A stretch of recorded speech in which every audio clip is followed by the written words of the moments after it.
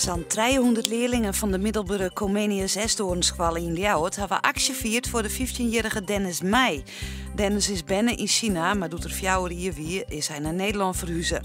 Zijn familie is opgeroepen om zijn land nou te verlitten.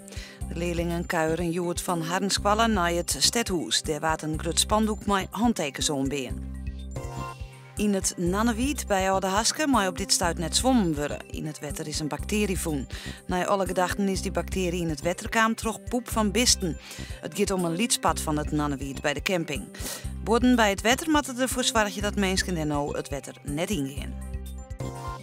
Het gemeentehuis op Jouwer en de servicepunten van de gemeente De Frieske Marren binnen van vreed 26 juni ont mij waanzien midden in juli dicht. Dat is nodig om het computersysteem aan te passen onder de nieuwe namen van de gemeente. De gemeente heet nou Friese Meren, maar dat wordt op 1 juli Frieske Marren.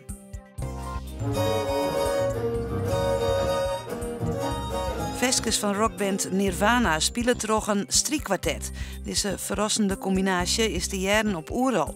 Jonke locatie en streettheater willen het festival ek een plak voor experiment worden voor muziek. Op de betonning, het terrein van Rijkswettersteed, wordt je dit hier een begin mee maken. Van Jong bleef de zinnen er nog bij, maar vannacht komt er bewolking. Het waait haast net bij een temperatuur van 6 tot 10 graden. Morgen koel waar, eerst nog bewolking, maar later komt de zinnen erbij. Het wordt 15 à 16 graden, de wind is matig en komt uit het noorden.